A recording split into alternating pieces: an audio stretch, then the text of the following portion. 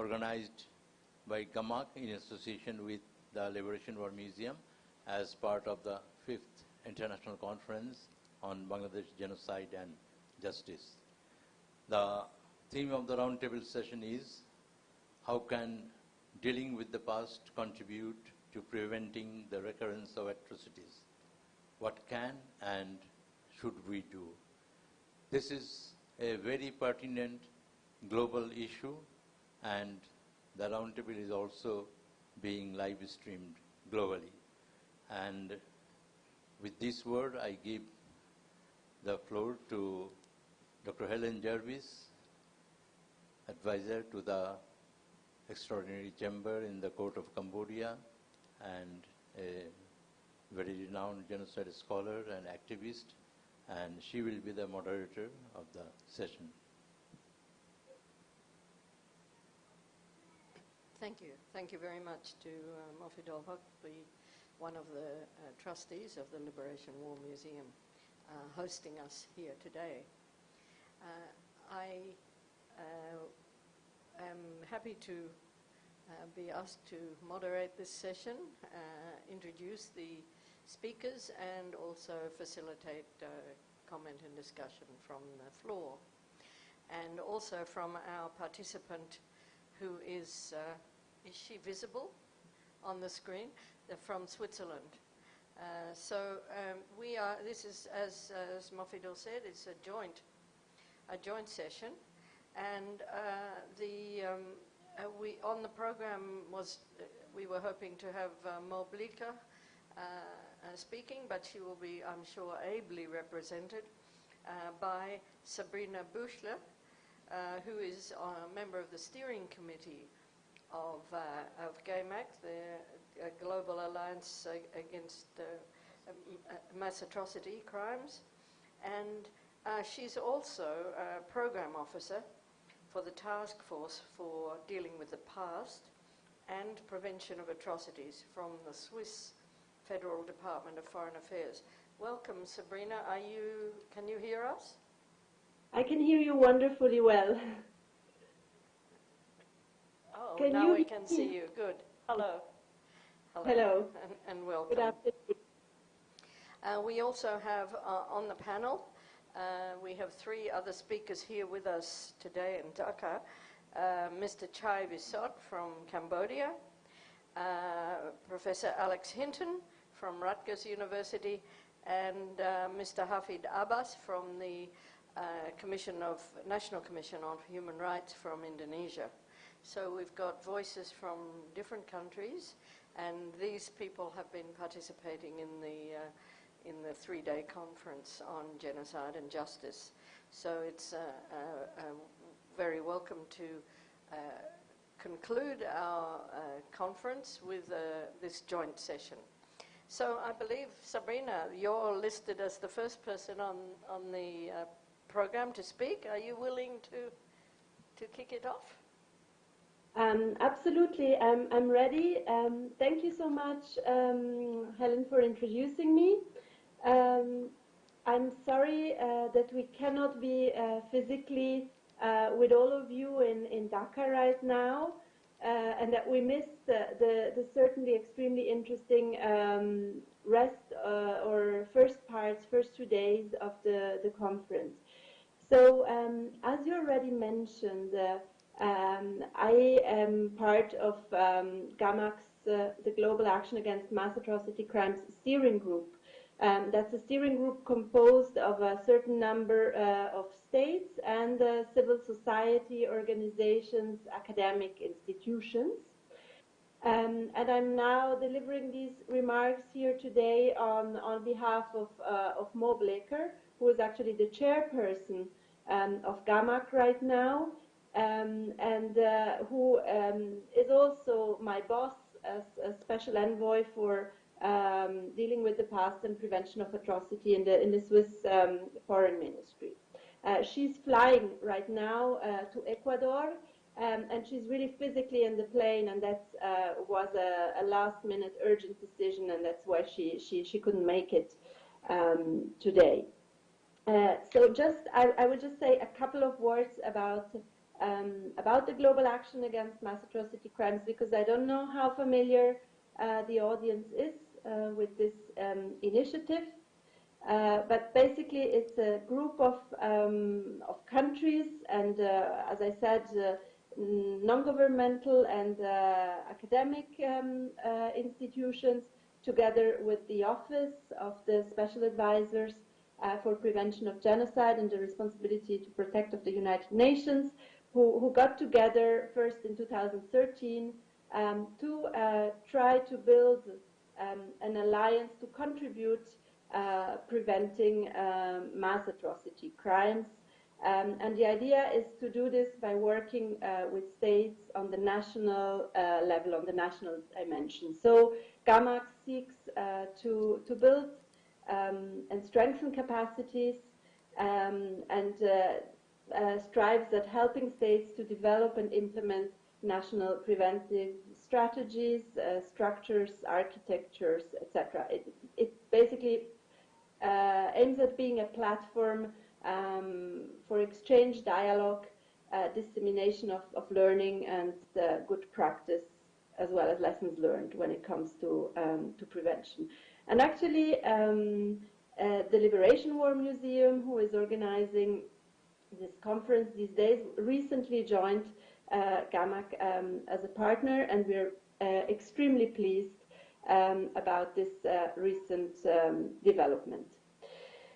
So to come to the core of the discussion, we believe that a crucial issue in contexts that deal with a legacy of atrocity is recurring such atrocities from reoccurring, preventing such atrocities from reoccurring again.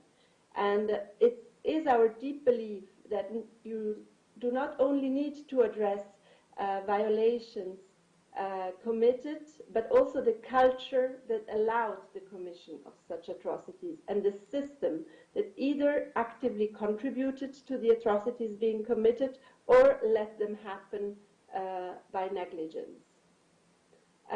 Because when atrocities happened, the government, which bears the primary responsibilities for preventing them, either did not have the capacity or did not have the willingness to actually prevent what happened from happening. And that's the crucial element which we believe must be addressed. The aim here is to establish a system where governments cannot find themselves in a situation of being unwilling or unable to prevent crimes from being committed. And that's the idea behind GAAMAC, to contribute to help building such a system. And I mean, from a more Swiss perspective now, when we are in a position of supporting states, of facilitating work in the field of dealing with the past, we often work with a diagram. And I would now like you to, I mean, I sent this diagram, maybe you can project it. We find it useful actually for pedagogic purposes, and maybe also for this presentation here. I don't know, is it possible to project the diagram, or otherwise I will try to describe it without. Did you send it already, or yes? Yes, it was sent a couple of, but I can send it again if it's. Can our technical staff please arrange the projection? Voila, there it is. I briefly saw it. Coming up? Yes. Okay. So, just very briefly, well, what we see is that victims at the very center, victims of atrocity are the core subject of this diagram, and their interaction with perpetrators of atrocity is a crucial element. That's the very central circle of the diagram. But in fact, we do not need to intend victims and perpetrators as individuals, but rather also think in larger institutional terms, because both, I mean, institutions can also be either victims or perpetrators or a combination thereof. And when we go from the very inside circle to the outer circle, you have to think that citizens are subject of rights and that states are bearers of duties and responsibilities. And basically, what we think of is a constant interaction and negotiation between the citizens as bearer of rights and the states as holders of responsibilities to better fulfill, for states to better fulfill their responsibilities and their duties. In terms of transitional justice, or dealing with the past as we call it, we think in 4 dimensions. One of them being the right to know, another one being the right to reparation, a third one being the right to justice, and last but not least, we talk about guarantees of non-recurrence.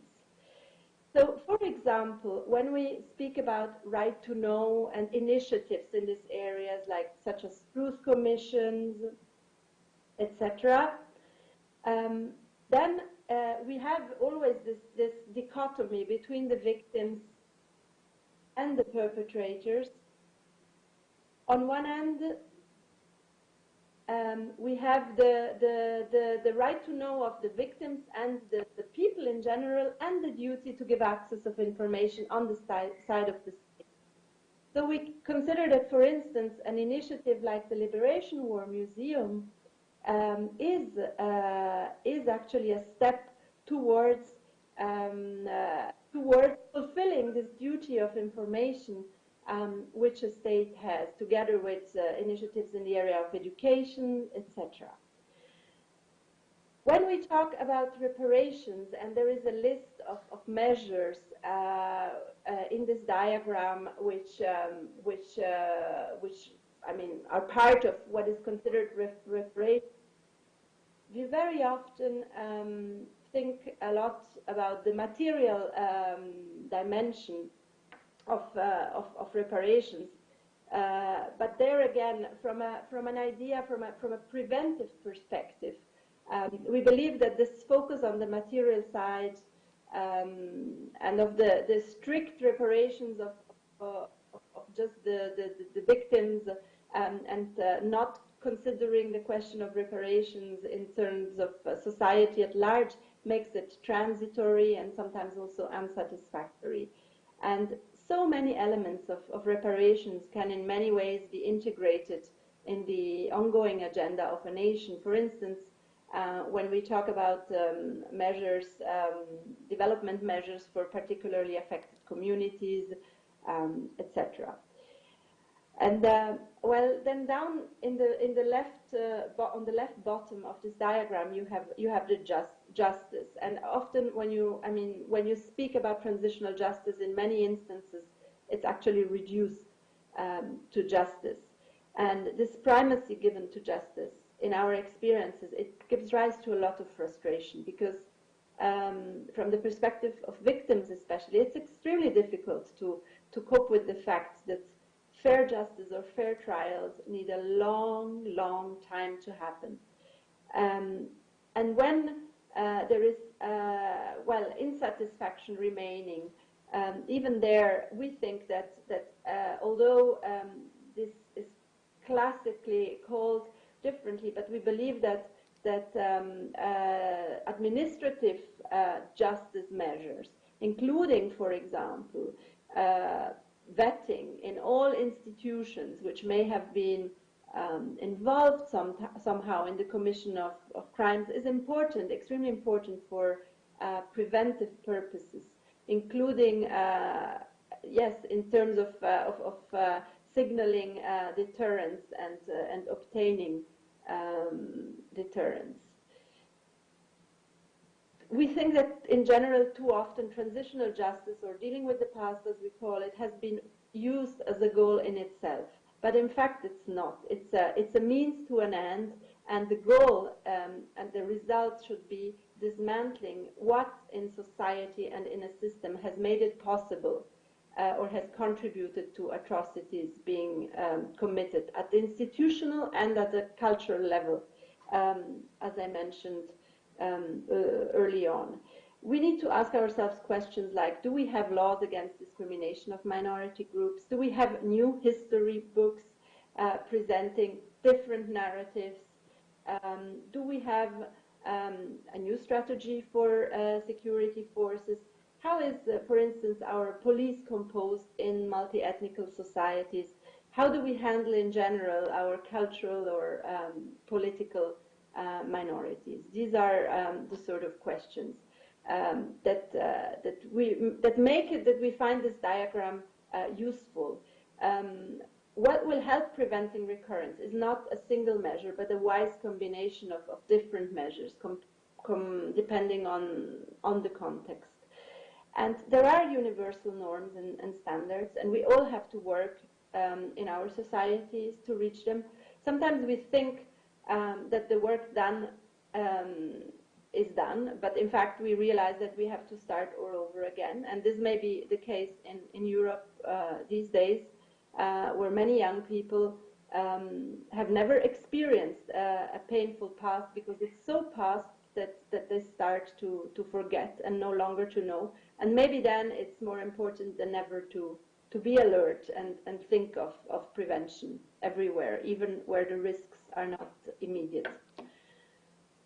So these are the messages that I wanted to convey to you today, and I now look forward to hearing the others and to the discussion. Thank you. Thanks very much, Sabrina. Thank you for that introduction to the framework with which GAAMAC is using in this work. And thank you for bearing with being at the end of the video feed and not with us here today. So I'd like to turn now to the panel that we have lined up here waiting. And first I'd like to introduce Mr. Chhay Visoth. I don't know if you've met him before, but he is the director of Sleng Genocide Museum in Cambodia, somebody I work very closely with, sometimes on a daily basis. And it's his first time to come to the Liberation War Museum, and I'm sure he's found it a very useful few days. And so he's going to talk to us about the experiences that he's had and that we've had in Cambodia in the question of dealing with the past for atrocity prevention. So over to you, Visoth.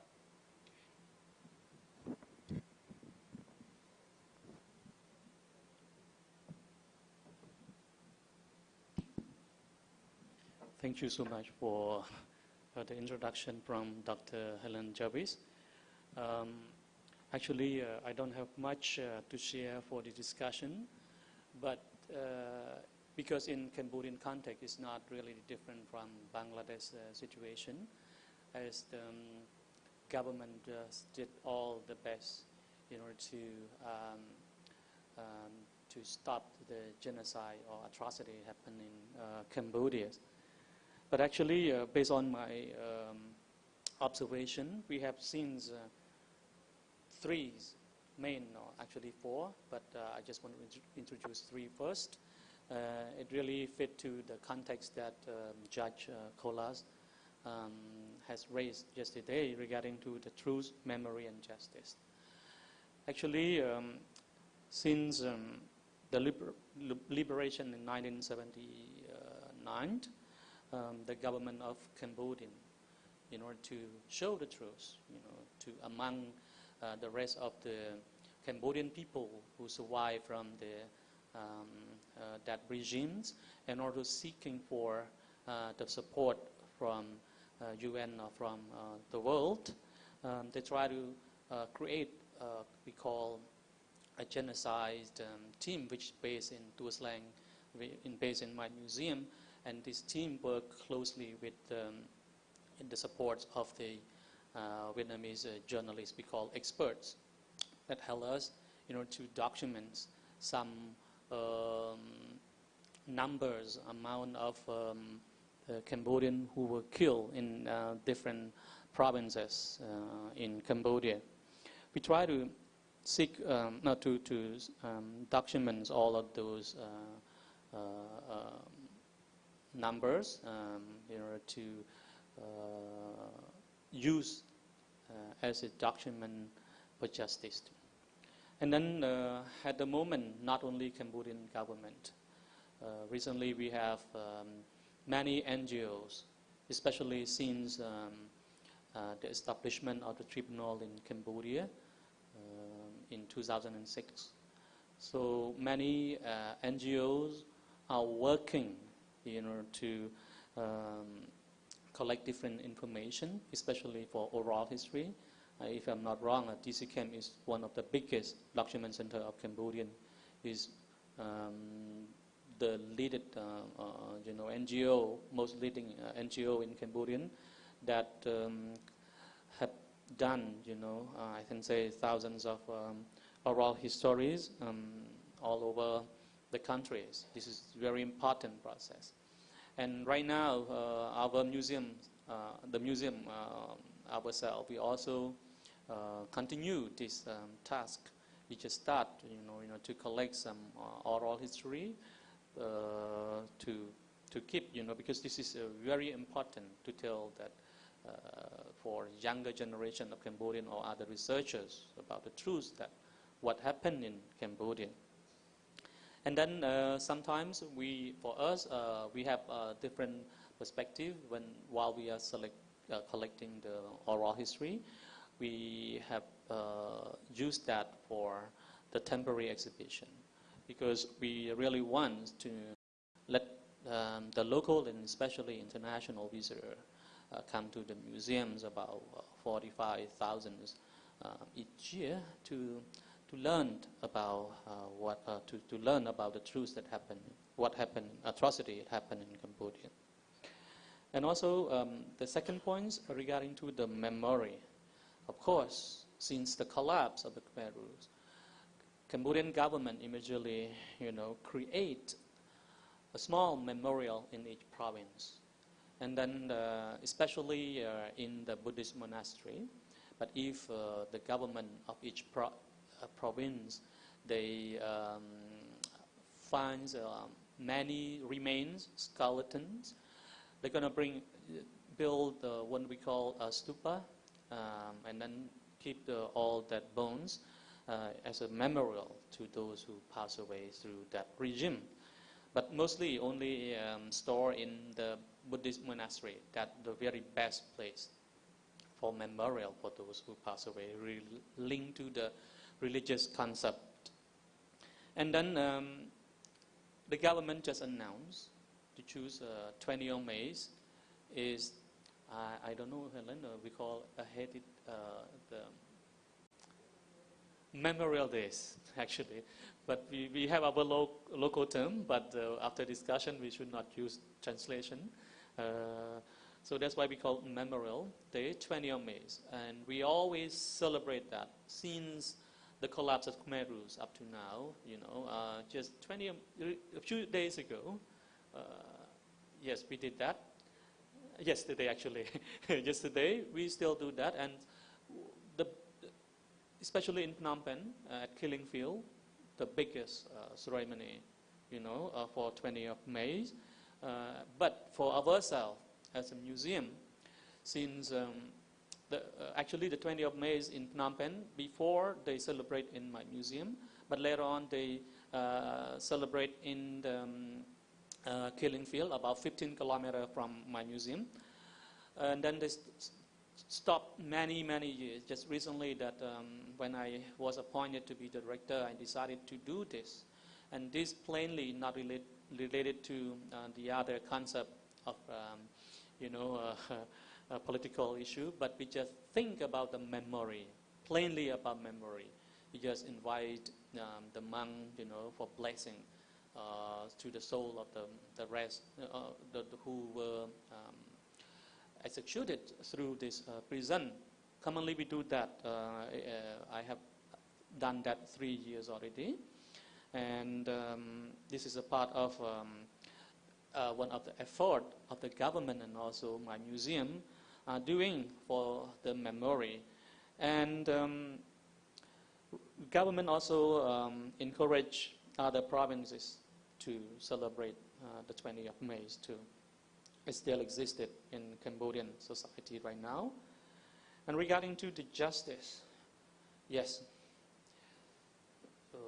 just several months later, I mean in August, because of the collapse in January, and then we start the court in August, the first court that Dr. Helen Jarvis has raised during her presentation yesterday. Cambodian government try all the best, into condemn, to sentence the top leaders of the Khmer Rouge. I think it's almost the same when we are talking with Dr. Alex. We did almost the same for the top senior leaders of the Khmer Rouge. So for almost 40 years ago, we did that, I think. And then another task, because what the government were doing after the collapse of Khmer Rouge were not approved or not recognized by UN or by the world, and that's why the government tried the best in order to seek the support, the recognition from UN levels. As a result, after the unification of the, in the country in 2008, in 1998, and then in 2006. A hybrid court has established for seeking justice to those who pass away, but only, like you said, only the senior top leaders of the Khmer Rouge. All of these activities that we are doing is only for seeking the recognition of the crimes, that happened in Cambodia, to seek for justice. And in order, as a good example, and to stop these kinds of crimes or genocide happening in Cambodia and also the world. But the last point of, that added to the truth, memory, and justice, I think peace is very important. Is very important. Without peace, without the strong effort from Cambodian governments through the win-win policies, no doubt that we can do something that as a big gift to to stop the suffering of the rest of the Cambodian people, or survivor Cambodian people. If without peace, no way that we can do everything, like as a compensation for what they have lost, during the Khmer Rouge time. So, in short, I think this is what my government and also some activity that NGO or my museum ourselves have done in order to stop these kinds of atrocity happening in Cambodian society. Thank you.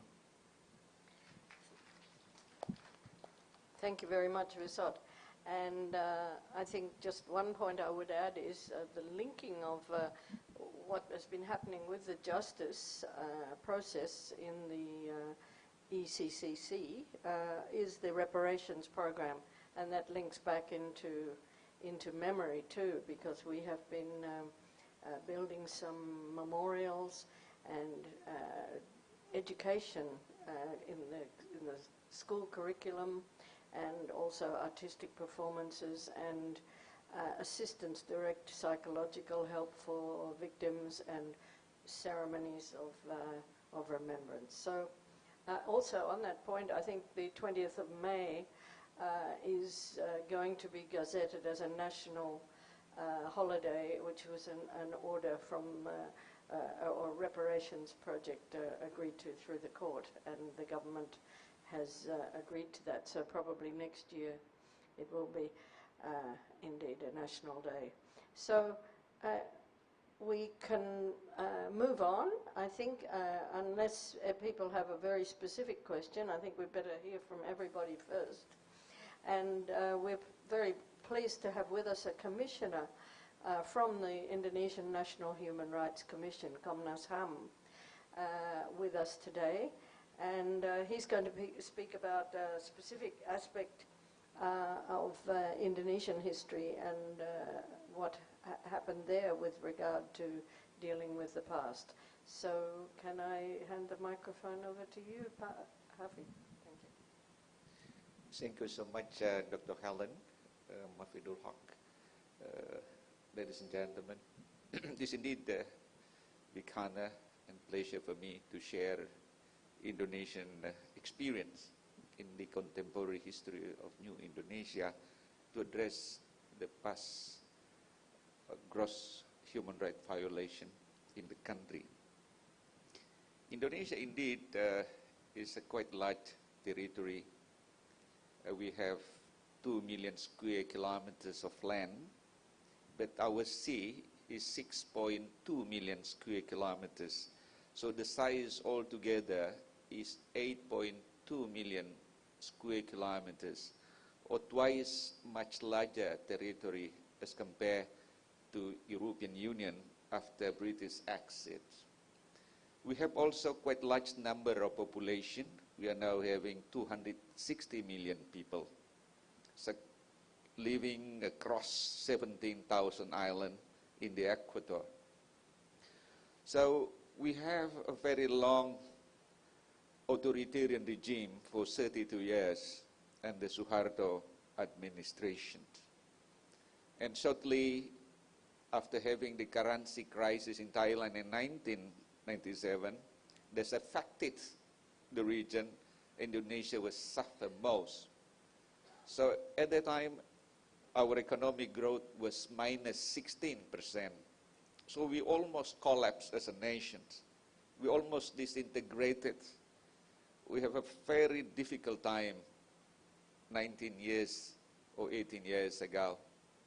So to survive, Indonesia changed their approach to address this contemporary reality. We changed our approach from authoritarian or militaristic system to democracy.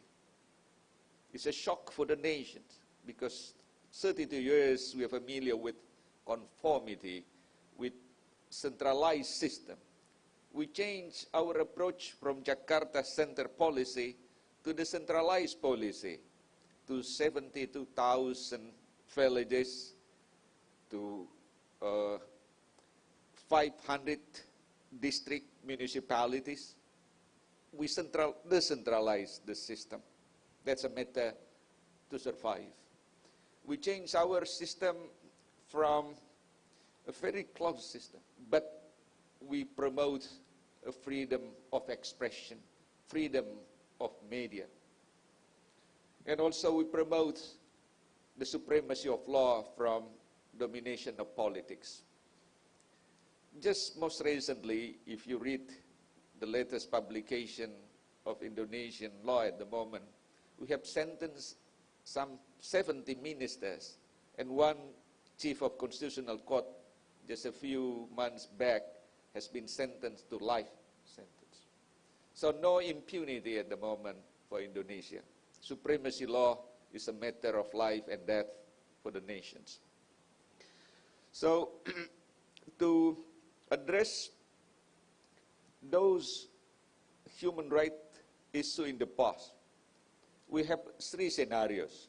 One is if those cases, especially mass atrocity, if those happen before the year 2000, we proceeded through the ad hoc Human Rights Tribunal.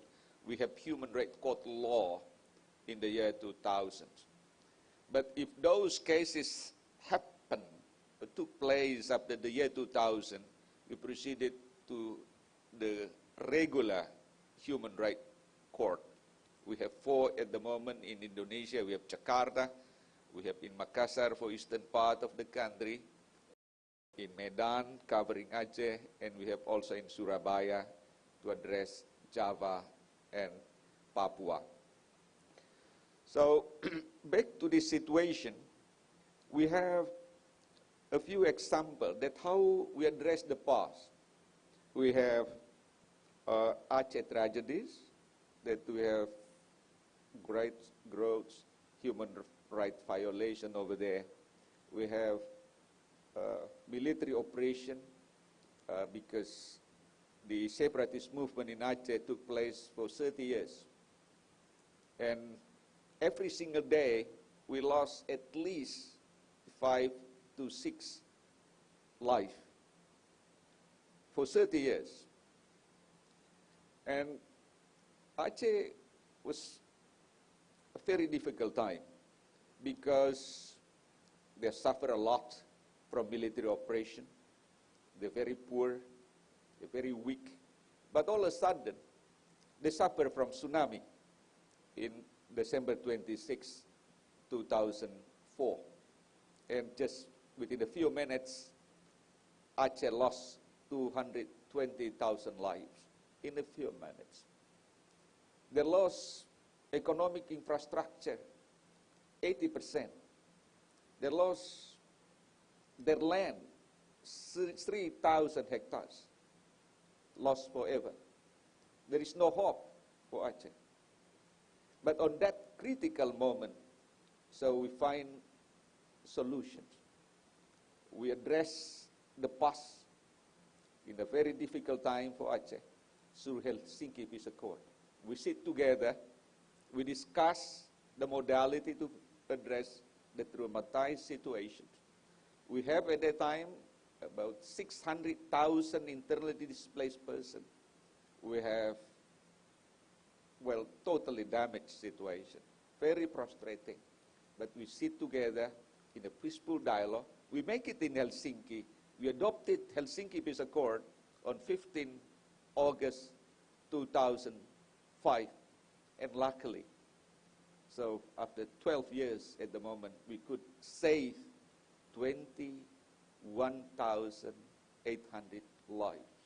And Aceh now is one of strong economic power in the east-western part of Indonesia. Because no more tensions. They enjoy freedom. They enjoy supremacy of law. But we provided spatial autonomy to Aceh. They established local truth commission and reconciliation. But those cases that took place after the year 2000, we proceeded to the regular human code. So hopefully, that this experience, that could be a good lesson learned, not only for Indonesia, but for the region and for the world, that in just difficult time, again, we could find a solution for the common dignity of Aceh and Indonesia. So that's my reflection a little bit for this issue. Thank you.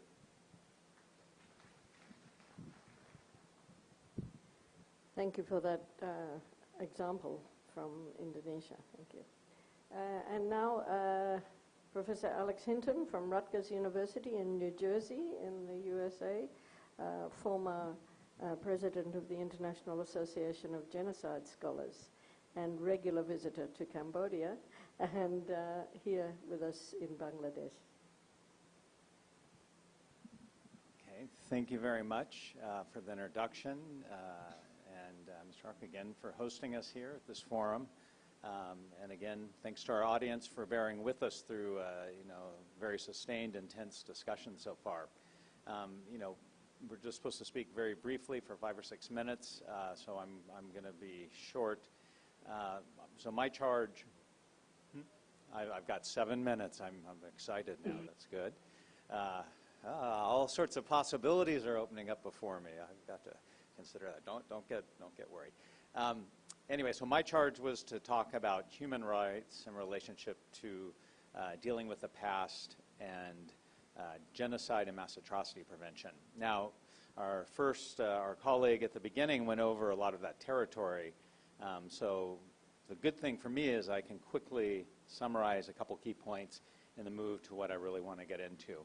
So sort of the gist of my comments come down to exploring something I've talked about earlier in the conference, sort of bringing a critical lens to the study of genocide. So first I talked about critical genocide studies, and then another presentation, critical transitional justice studies. And so you can guess what I'm going to propose, critical genocide prevention. So again, to think about that. And I mean that in two senses.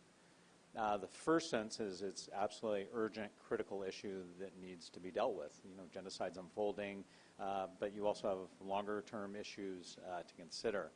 So the human rights infrastructures have been touched upon already in the initial presentation. You know, international human rights and humanitarian law. So we have a body of law that's in place to protect people. We have a number of institutions that exist, ranging from commissions, human rights commissions, different courts, the United Nations itself, and you have a number of networks ranging from international human rights networks to this coalition itself would fall within that rubric. You also have different national, local initiatives in this regard. So at this point, there's a very expansive infrastructure that in one way or the other is devoted to genocide, mass atrocity prevention, often now under the rubric as well, and is joined with R2P. And as an example of that, at the UN, there's a special advisor to the UN Secretary General on genocide prevention that was then conjoined with the R2P office. And, you know, that's some... I'm headed towards R2P, so I will get there. That's in the second part. So the responsibility to protect, which is an initiative that different people claim sort of to have coined the idea of, I think Francis Ding's the one who did, but it devolves a responsibility, seemingly, at least I should add, from something that's the onus of the international community and thereby might legitimate interventions to say this is a responsibility for the national, for the country in question, and only as a last resort will the international community intervene, and I will come back to that point. Before doing so, I want to talk about, in terms of dealing with the past, at this conference we've talked about transitional justice, but really in terms of sort of human rights, rule of law discourses, transitional justice has been in the forefront of these. And again, I know not everyone is familiar with transitional justice. It has a complicated history.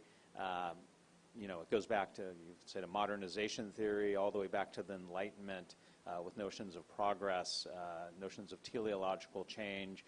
Marxism is one example of a framework.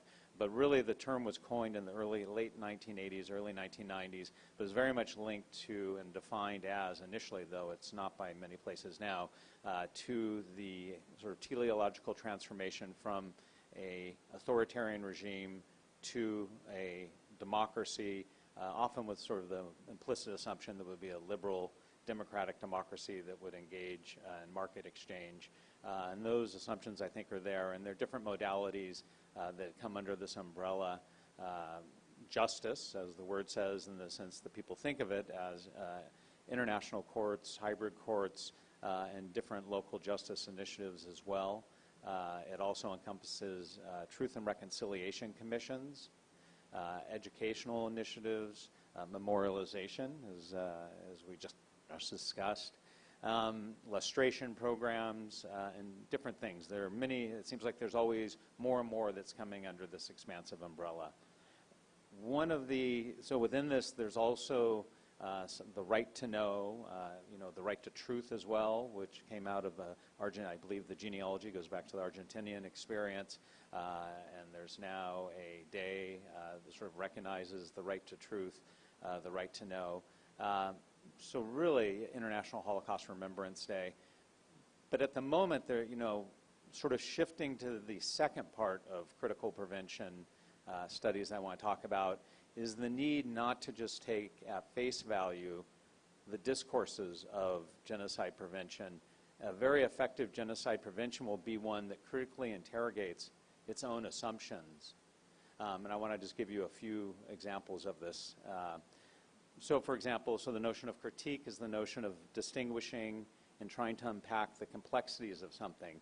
I'll give you, we were supposed to talk about experiences. Anyways, I could talk about a number in the United States, but maybe I'll just refer quickly to a conference I went to in Australia, and there was a mapping of genocide hotspots. And Suddenly, Iraq came up. This was, I'm not going to tell you, you'll start to figure out how old is he? And then I don't necessarily want to go there.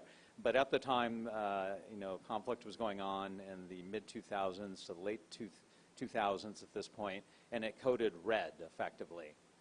And the question I brought up was, well, when you code a country red, you have a genocide alert for a specific locality, it erases the geopolitical complexities. It erases the historical complexities. And this is a larger problem of trying to think of genocide prevention in terms of place, because the discourses of a knowledge, a set of knowledge like genocide prevention, can define domains. Even earlier when we had invocations of the notion of local culture, right, fixes the problem. And we want to make sure that we keep our eye on geopolitical complexities and also the erasure of complicities as well, which are often at the forefront. So that's one quick example. R2P itself, as I said before, as a discourse, has many good things about it. It's been used, but it also has been used in the case of Libya, for example, as a justification, a discourse that was used to legitimate action and intervention. Whether or not that was the correct choice is something that all of us can decide on our own, but there's no doubt that it was used as a discourse and not exactly in the way that it was conceptualized as. At the conference we've talked before in terms of discourses that produce knowledge, the notion of what a genocide is, which cases are paid attention to, which are not, what I referred to earlier as hidden genocides or forgotten genocides. Why is it that we pay attention to certain cases and not others? And those aren't necessarily benign reasons why that's so. It has to do with power. And I want to draw to a conclusion. I don't know how much time you've actually given me to keep going. Should I keep going? I'll keep going. So we have this constellation that's been talked about truth, memory, and justice, which are absolutely imperative. But at the same time, they're often talked about in a way that delinks them from power and from knowledge in the sense of discourses that I've talked about. So I think in terms of the generation of truth and the generation of a memory of an event, we can never lose sight of the fact that this is an articulation of what happened that's erasing other things. And I'll come back to that point in a moment. I want to note that there's a bit of a paradox, because even as you arrive at a truth, right, you understand the past in certain sorts of ways, the past itself is something that mobilizes violence. So one of the biggest predictors for genocide is the past, often in the way that it's been mobilized to motivate people to hate each other, for example. And this is a paradox of the memory, of the sort of discourses about memory.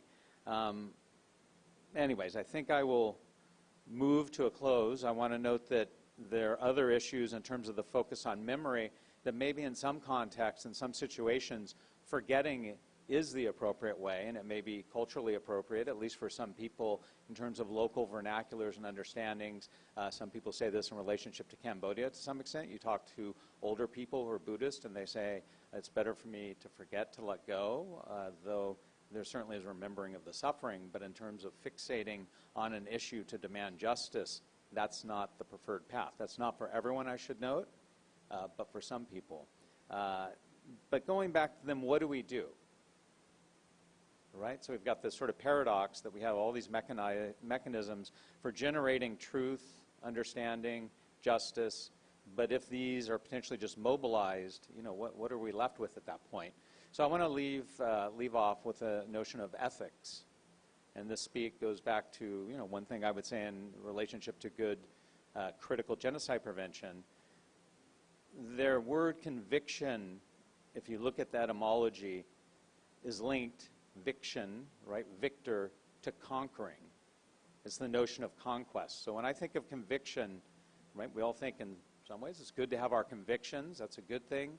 But there are different ways. I wrote a book about actually the person at Tuol, Sleng, who ran S21 Doik. He was a mathematician turned prison chief, torture. Somewhere between 12,000 to 20,000 people died at the site. And I sort of ruminated about what was going on with him and how to understand him. And conviction was certainly something that emerged, that he had very deeply felt convictions, even if they lacked empathy for other people. But it was the type of conviction that erases the other person. And so as I thought about this, I realized we all have our convictions, but you can have a conviction that acknowledges other people, other points of view, that doesn't erase those points of view. And there's actually an old word, it's a bit obsolete in English, called effacement. So I think of this as, as effacing conviction. And we can also have assertions and say this is what happened, an acknowledgement of the past that acknowledges other points of view, remains open to those spaces that may have been diminished or erased, that allows voices of dissent to be there, even if at times those voices of dissent may try to deny something and there's an absolute need to combat that. But I think to me the most effective form of sort of memory and understanding and truth is one that has this openness. And I'll leave off there. And again, well, I'll stop there. You made the mistake of giving me too much time, I think. I apologize. No, I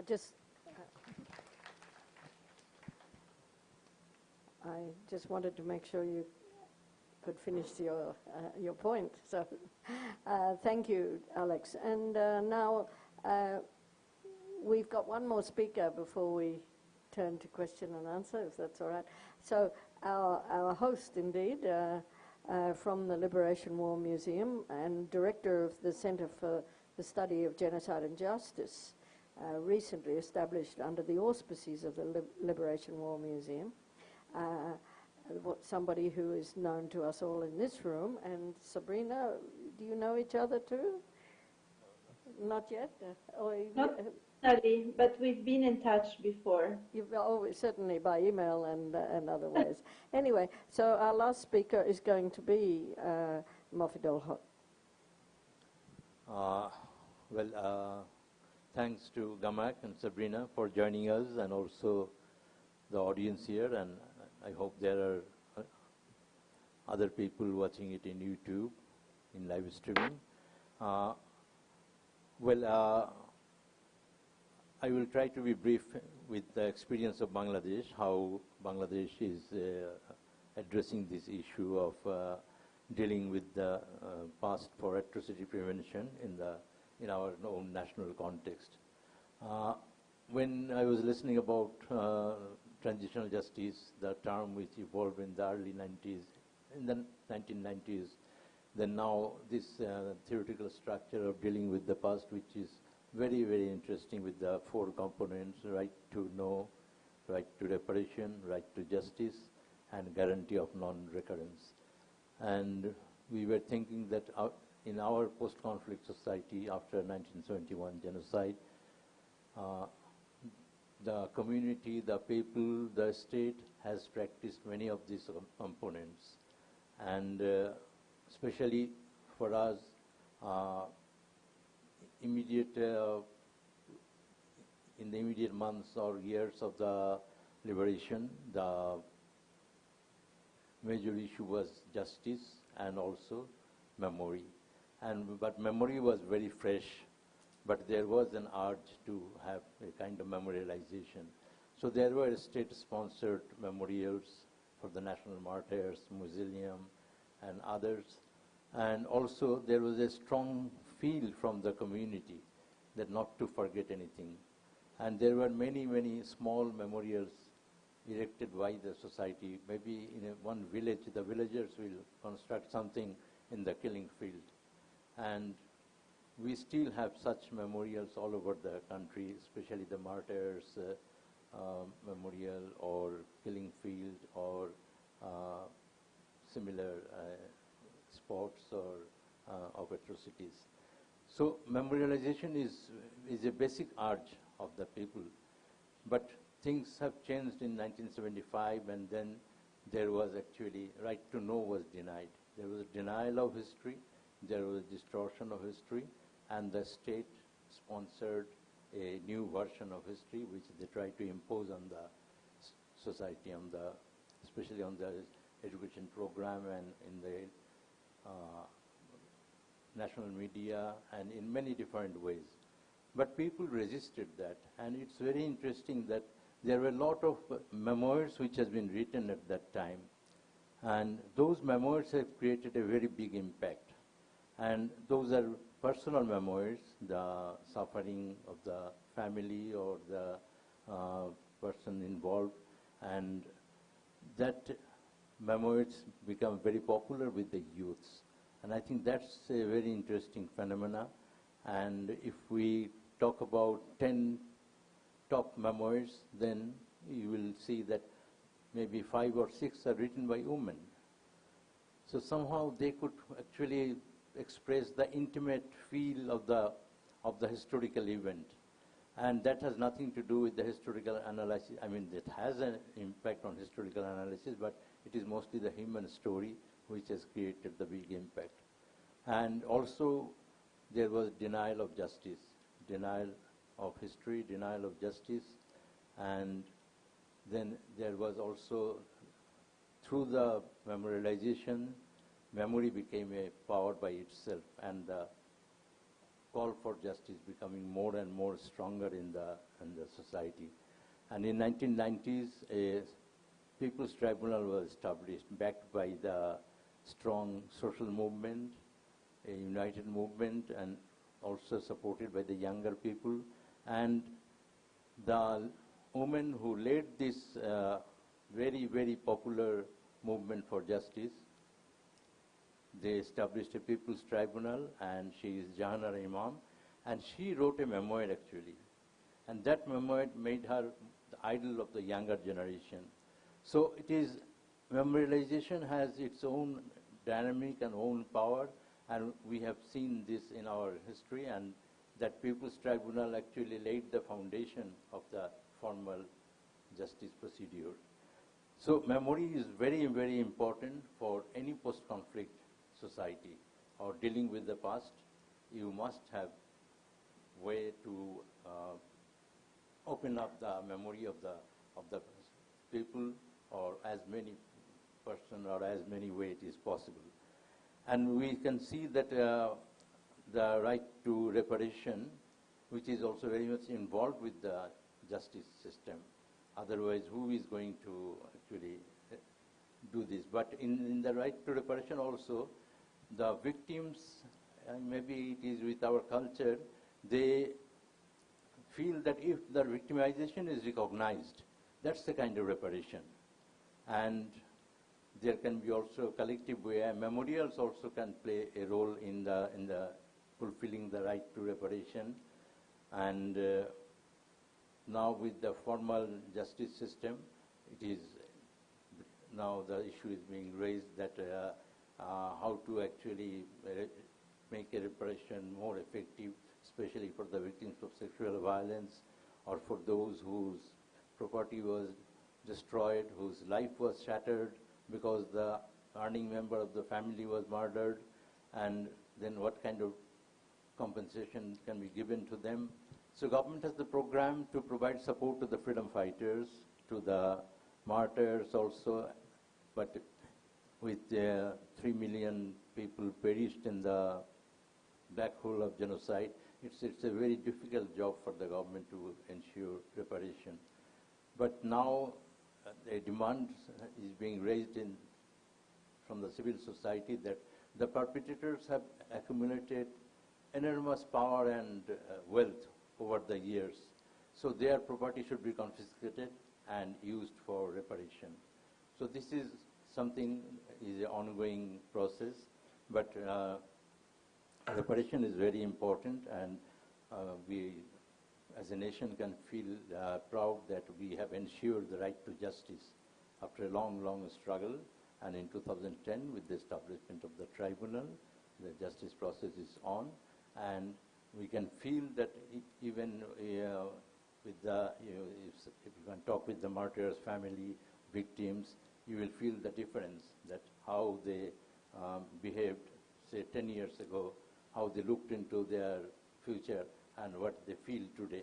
So justice is very, very important component, and justice is not only just punishing some perpetrators, it has a big impact on the society and also on the new generation, and also play a role in uniting the nation on the basic values of humanity.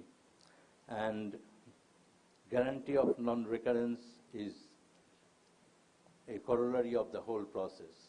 And the basic education that can be taken for guarantee of non-recurrence is that not only what happened or who did it in mass atrocities, but also why it happened.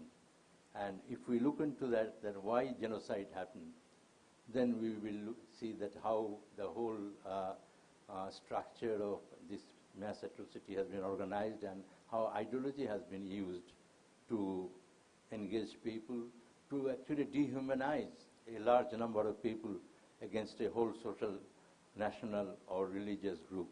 And that is what happened in my country by using the religion, distorting the religious values, and using it to be the perpetrators of genocide.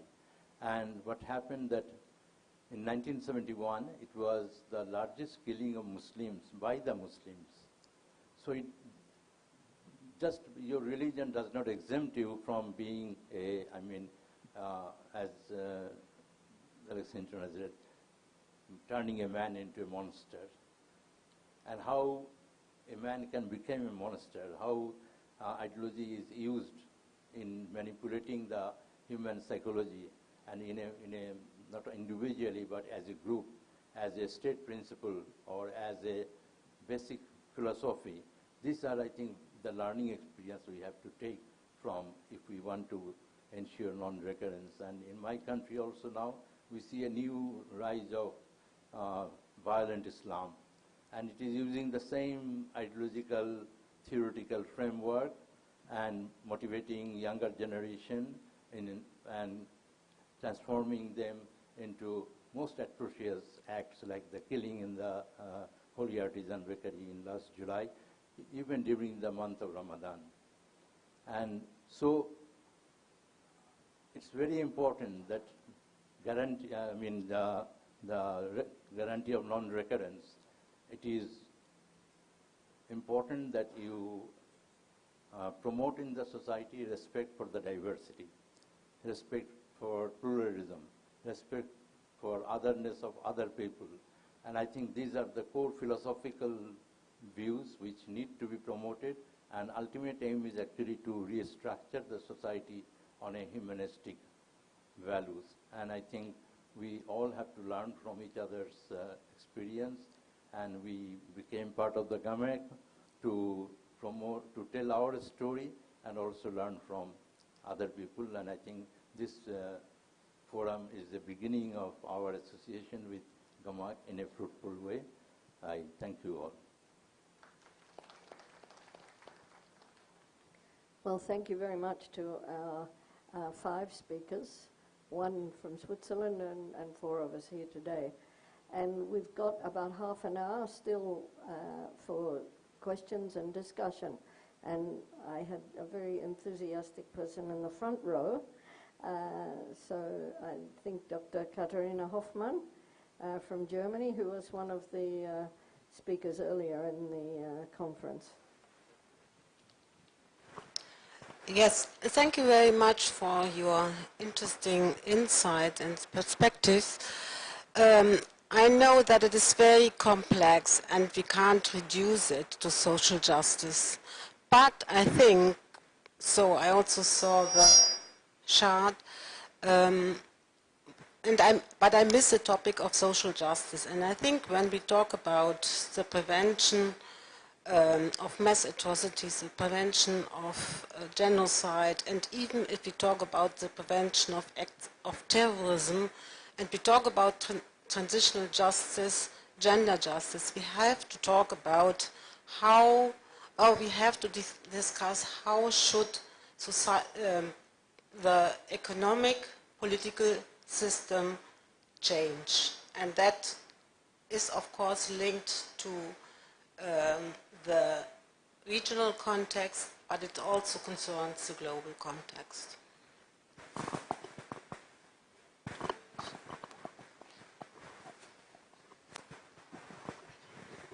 Perhaps we could have a couple more points and then ask if anybody wants to respond. Yes, please. We have Trustee Tariq Ali in the front row also. I just wanted to point out a very good coincidence between the Cambodian and our perspectives. Our friend from Cambodia was speaking about May 20th. Now, May 20th is also a very great day in the annals of our genocide, because the Chuk Nogor genocide took place on May 20th in Khulna, which is south of the country. So what I was thinking, that maybe the Tuol Sleng Museum and Liberation War Museum can jointly observe this day as a joint effort day in the in fighting genocide, in fighting the anti-pluralism that affects our society. So next year we are going to get together, perhaps over a satellite conference, and observe this day together, the Tuol Sleng and the Liberation War Museum. I only had to say this. Thank you.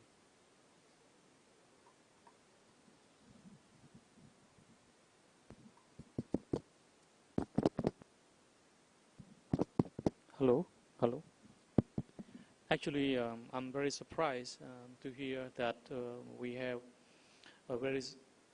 the same day for 20th of May is very meaningful. That's why in Cambodia the government just consider of this date for the Memorials Day.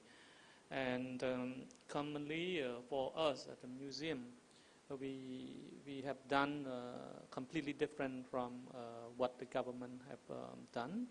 I'm sorry that I mentioned about government and the museum, because we just put 3 activities on that day.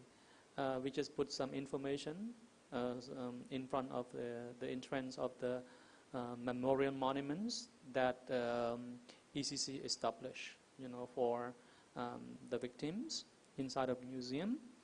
And then in the afternoon, we are linked another activity with religious. That's why, as he raised up, the religious is very important. Frankly speaking, for me, the best way that can calm the feeling of the victims down completely, is through the religious concept, because that's why we invite, for us with Buddhism, and that's why we invite the monk. And then for Bangsko, it means that to chant, and then we give the offerings to the monk. We expect that those will be reached to the dead people, in that through the museum or in Cambodia. But actually, we just that's the meaning, and then we also follow the religious concept. For Buddhism, we think when we can save the merit, and also we do the charity. And that's why another part, the third activity, after we invite the monk for chanting, we brought some gift to give to the poor community. So because we believe through all of these 3 activities, we can remember or can give something back to the soul of the victims. So this is, I'm really glad. So please keep in touch, and then we are thinking together for next year, because I have done this for my museum for 2 years already. So I'm glad we can find ways to do together. Yes, it was difficult, I think, for Visoth not to be back in his institution yesterday and in these past days because of the importance of this anniversary. But I think this leaves us some good ideas. We have some response from some other panel members. And before you do speak, I want to just say, Sabrina, we can't see you all the time. So if you want to say something, please start speaking. But please, after Hafid. Hi, Sabrina. You would like to say something first? I have a question. Maybe it's the moment to ask it. Can I? Yes, go ahead. So having heard from the others and the inputs they made, etc., and thinking in a logic of what the global action against mass atrocity crimes, I mean, GAAMAC is about, my question would be to ask you. Now you just mentioned a possibility for cooperation, possibly when it comes to commemoration of a specific day and so. But do you think it would be possible to create under the leadership of Mofidul and the colleague from Indonesia and so, who have all been previously also involved with GAAMAC, a regional group that would bring an Asian vision to the third conference of GAAMAC, which will take place in early 2018, most probably in Africa. But yeah, it would be so interesting to gather some of your thoughts that are also specific to your region and your realities in a way. Maybe also including some others that are not present today in Dhaka. So this is just a question of mine. I mean, that comes up from your contributions and interventions. Thank you.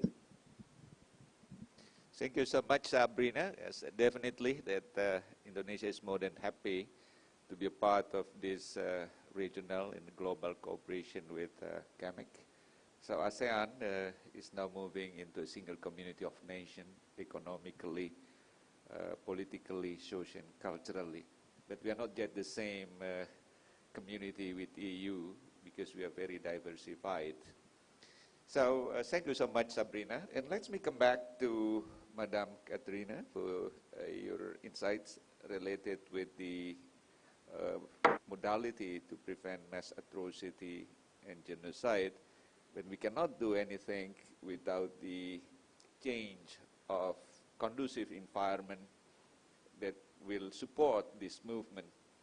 Indonesia could be a good or relevant example.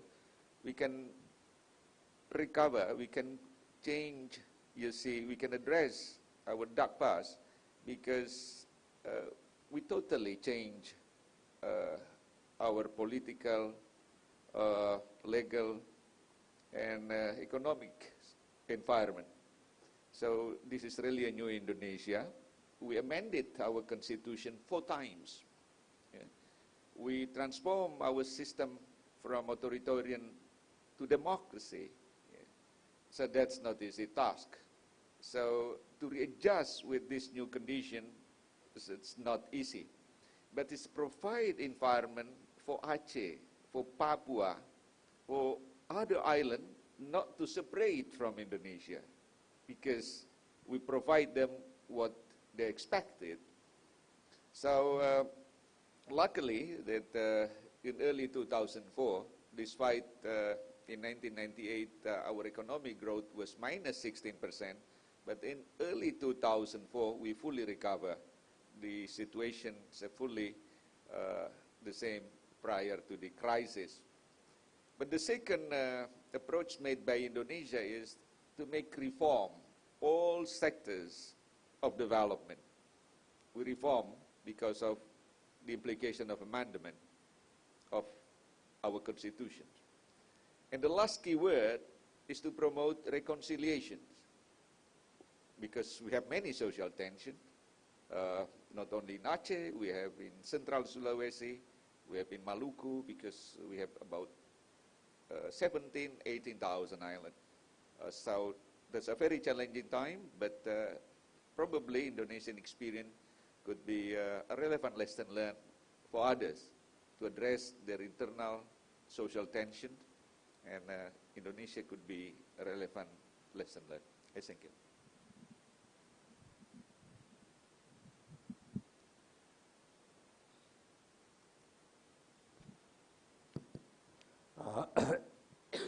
Well, taking cue from Sabrina, we are thinking about the new museum, the space, the platform we have created can be a hub in the region. And we try to establish contact with regional countries and also with the ASEAN. I think this conference has opened that new possibility, and we already have good contacts with the museums in Korea, the May 18 Foundation Museum against the armed dictatorship. Then also Tuol Sleng Museum, we have a long contract with them. We have in India, Sabarmati Gandhi Ashram, in Sri Lanka, in Nepal. And the Center for the Study of Genocide and Justice organizes Winter School, a residential 8-day intensive program for the youths. And this year we had participants from Nepal, from Sri Lanka, and we hope that, that was last year, but this year we hope we can have, and also Cambodia, we have participants from 3 countries. And we think that Liberation War Museum can be a platform for the youth of the Asia to come together, to celebrate, to share their history and look for commonality.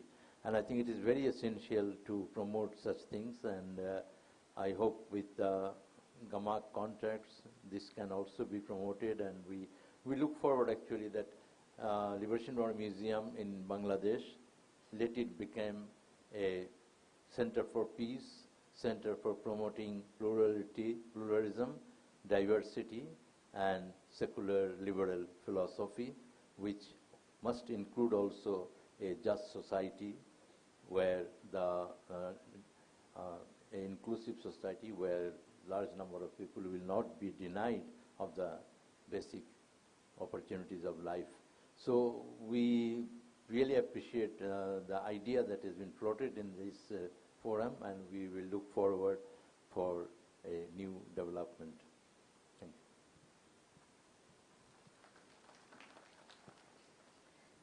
you. Do we have any other questions or comments from the floor? Yes, at the back.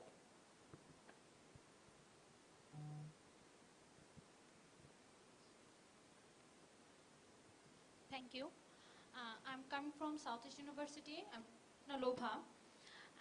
My question is for Mofidul sir and all the justice and our friends who come from abroad. From the very beginning of our history, there is a purpose, is religious purpose. From till now, we say that from the red lip issue, from the liberation war issue, and in 1971, our ladies facing raped for also a religious purpose, and there was a word Malwan that already said the last day in conversation of our chairperson. Now I want to ask our chairpersons that what the solution till now our Hinduism, Buddhism also suffering today, and we have no solution from to it. And also the Jamaat Islamic issue of what the outlook of from abroad, what the solution we can get when our these issues will be end, the Hinduism, Muslimism, or how when our Hinduist person who is our friend, our familyist person, when they are suffering from these religious purpose issues.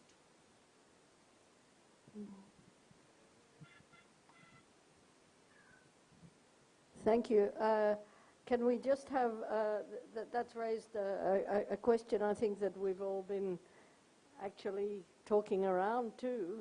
It's a question of, as we were discussing, pluralism and non-secular and secular views that can be expressed. But I actually, because of the time, I can see it's going to run out, but there was another speaker. Can we ask for one more and then see if people want to reply? Otherwise, we're going to run out. I think we've got two more hands up, actually. One at the back there. Yes. Yes, you, sir. Thank you. Am I audible? Right. So my question is to Professor Hinton. I really like your idea of thinking about genocide prevention as a concept critically, and I do appreciate the idea. If I dare say, it was eye-opening. But my question is, how does this new perspective of looking at things and realizing that some things are hidden as soon as you express something else, how do you translate this into action in terms of educating the newer generation or actively preventing, participating in genocide prevention activities? How does your critical genocide prevention work in action?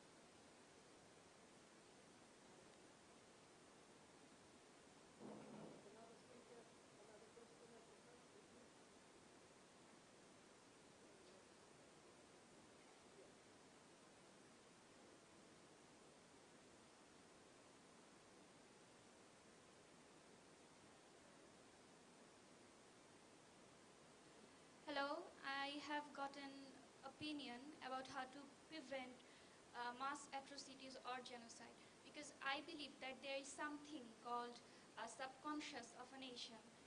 The thing Bangladesh has dealt with, the tradition of impunity, has somehow affected our legal processes somehow, and it is still going on today. Look at what is going in our hill tracts, that we are doing atrocities against specific ethnic groups. So I think if we have really learned from our past that our great losses, our sufferings, we would not have turned into the beasts that have once slaughtered us. So prevention of genocide, one step should be making the people realize their own losses so that they can never repeat what was once done to them. Thank you. Thank you. Now, I think Alex Hinton had a comment. Yeah, no, thank you for your question. It's a very good one. The answer was not clear. It was, I think, implicit in what I was saying, and it also spoke to the presentation I gave yesterday. Hard to believe, yesterday. It seems like a long time ago. But the sort of very quick answer, and I'll elaborate a bit, is critical thinking, right? I mean, that's sort of the answer.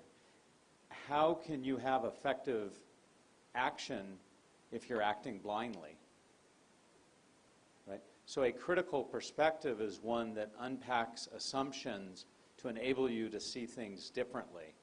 And as I provided the example of the map, the example of the use of R2P, I can give you many more examples. Those are small ones that speak to the point that if you use discernment, the notion of critique, and your desire is to be an activist, for example, critical thinking of this sort will enable you to act much more effectively.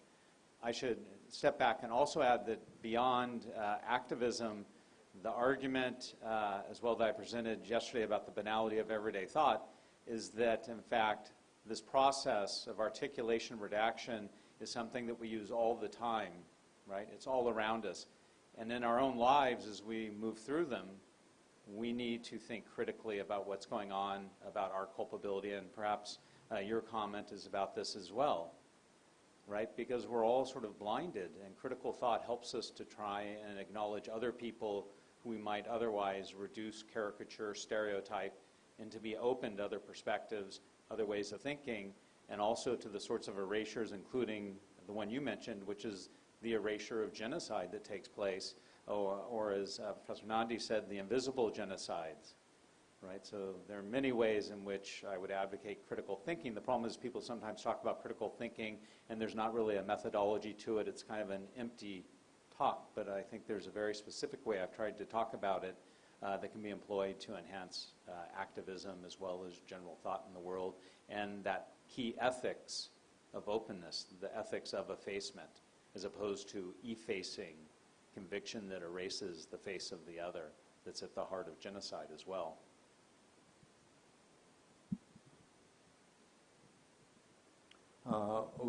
The question raised about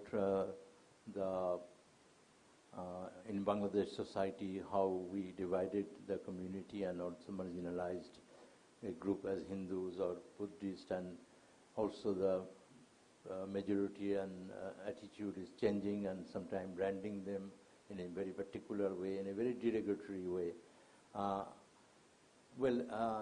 These are the reality of today, but not the reality of the life, or as you mentioned, the subconscious level of the nation.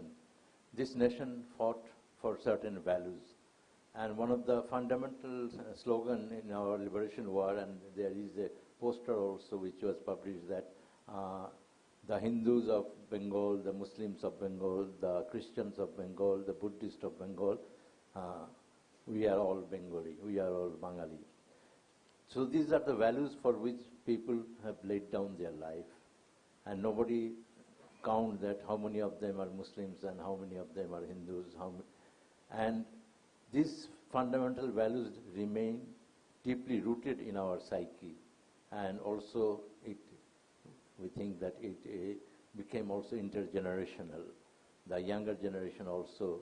But there are forces of evil, which try to distort the social mindset and pollute the mind of the younger generation or the people in many different ways.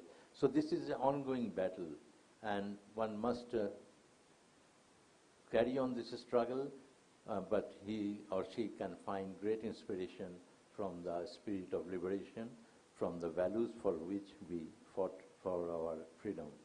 And I think this is important aspects, and also it is very important that when we talk about dealing with the past and atrocity prevention, we also have to look into how our state structure is also behaving, and that's also very important, how the vested property right, or the right of the minority for equal right on property, how it has been distorted for long years, not yet been properly rectified. What is happening in the hill tracts is also the core issue, is the land issue. And it has become very complicated, but this also needs to be solved. And what is important is that you have to solve it in a peaceful way. And the Prime Minister Sheikh Hasina, when she signed the peace accord, maybe not, the development is not as it was expected, but that's the only way, and that is how we negotiate, we fight, we struggle, and we try to create a society of peace and harmony. And also, when we look into the region, Nepal has also had a very traumatic past. The civil war, which has destroyed the social fabric, and also need to be addressed properly. In Sri Lanka, the peace has prevailed in Sri Lanka, but not much progress has been made in terms of peace building and nation building. In Myanmar, the Rohingya issue is becoming a very complicated issue, and Bangladesh is hosting the refugees for long years. So it is not only what is happening in our country and our society, what is happening in the region, what is happening globally. So really we need a global action against mass atrocity crime, and learn from the experience of what GAAMAC can offer and what other countries can offer. And I think that's very important, to carry on the struggle for peace and harmony, for a plural society, for a society where everybody will have the opportunity to build up their life in their own way. Thank you. I think Hafid had something to say also. Yeah, thank you so much. It's a very insightful question, that how to promote tolerance, peace, and respect each other. Well, probably there are a few points that that I could share. One is this important to strengthen our democratic institution. And World Liberation Museum over here, as Mofidul mentioned so far, that it could be a center for peace study, human rights center study. So amazing. So we need to develop, you see, center of, well, to strengthen democratic institution. 2 days ago, I visited Islamic University Technology, not far from Dhaka, and I found that more than 40 nations study there. That you can also put there one human rights research center to promote tolerance. It could be also the benefit not only for Bangladesh, but for the region, or maybe for the world, especially for Islamic world. So Bangladesh could be the pioneer on promoting this tolerance and plurality. And secondly, this is also important to harmonize our domestic legislation to meet international standards. So it's also very challenging. So, and the third one is a promotion, the issue for integrating, you see, pluralism issue, tolerance issue, into all level of education, primary, secondary, and university levels. So, well, to build a culture of tolerance. And the very last, I think, we need to also address the issue of marginalized people, the most disadvantaged people. As Mofidul mentions that Bangladesh hosted Rohingya refugees. We need to address the issue of poverty, the poorest of the poor, street children, unemployment, elderly, and so on and so on. I think all this agenda could be, well, a starting point to strengthen the spirit of brotherhood, the spirit of oneness in our nation and across the nation or across the region. So that's my point in reflecting with this question. Thank you. Thank you. I think our questioners have raised some interesting points. I think before we close, we might turn once again to Sabrina and see if she has some concluding remarks from her end. Thank you, Helen. No concluding remarks on my end, just a big thank you, because I think it was a very enriching conversation, and as I said, we're so proud to have the Liberation War Museum on board, and excited and looking forward what can come out of this partnership in the coming weeks, months, and years. So thank you for taking GAAMAC into your agenda of this conference, and we see it as a starting point for an important and fruitful cooperation with some of the people present being real leaders in the Asian region when it comes to the topic, and we have so much to learn from you and from that region, and I think it would be it may be really able to make a difference. Thank you. Thank you. Well, I think we'll draw things to a close. Thanks to everybody for participating, and to anyone who was watching through the remote facilities of the internet, which makes so many new things possible for us. Thank you, everybody. Good afternoon.